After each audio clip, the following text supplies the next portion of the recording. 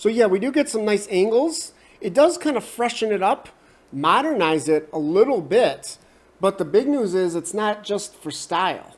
This is all about functionality, making this thing more aerodynamic. So yeah, they've added these air curtains on the side. And of course, most manufacturers are doing this nowadays because it's such a cheap, easy way to reduce drag. And you might say, well, how does it work? Well, basically, yeah, the air goes in there and it blasts out of the wheel well in this like high pressure stream because it's a very narrow duct. And so, what does that do? Well, all the air that's flowing around the car as you drive, yeah, you don't want that to get sucked into the wheel well and to the wheels, really. And just, it basically would just churn it up and create a bunch of drag. So the air channels prevent that. Now, of course, the question is the non-hybrid going to get the same front bumper?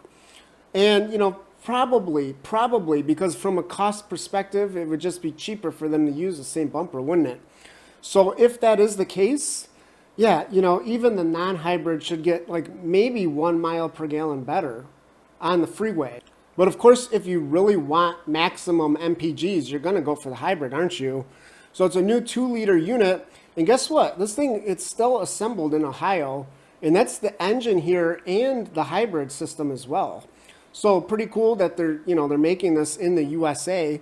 And, 50 miles per gallon.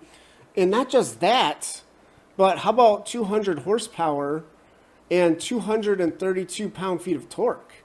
I mean, that's, they're saying this is going to be faster than the old 1.5-liter turbo. So think about that.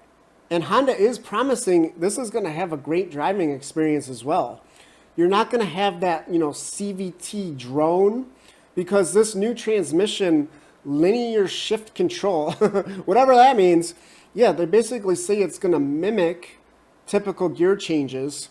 And you do actually have some things you can play around with. So they say there's 4 different regen. Basically, how much is the car going to slow down by itself? And this is not using the brakes. This is using the electric motor, but you're creating electricity in this case instead of using electricity from the battery pack. So, and then obviously, when you create electricity and you store it, then you can deploy it later. This is how you get better fuel economy, especially in the city.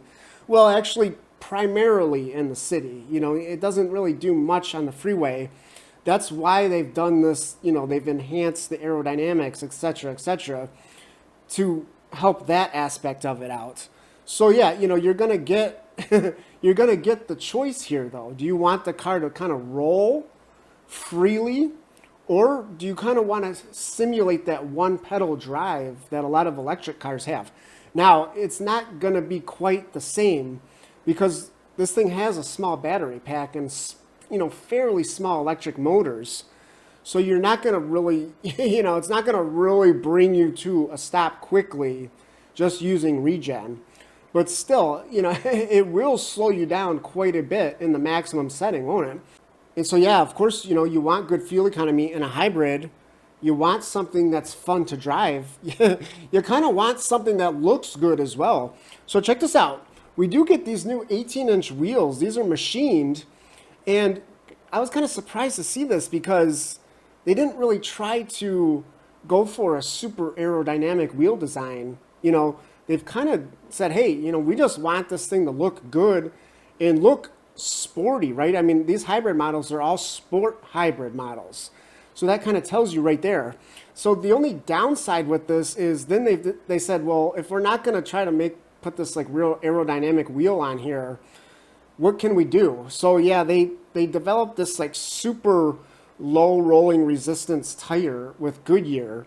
This is obviously great when the car's new, but think about it. Eventually you're going to replace these tires and that you're going to replace it with something else. So you're almost certainly going to take a fuel economy hit whenever you put new tires on this thing. So that's the downside. And so yeah, you can get this new hybrid, sport hybrid, in either the sedan or hatchback here. The only downside, yeah, you can see here, the hatchback, it basically looks the same as it did. So you get the new wheels. Hey, you get the new wheels, But that's kind of it. So, you know, for a refresh, especially when adding this new powertrain, I would have liked to have seen this thing look a little bit more unique than just, you know, a standard base model Civic that's been driving around for a few years already on the road. You know what I mean? Now, they do say they've actually done something a little bit different on the sedan here, but guess what? It doesn't really look any different.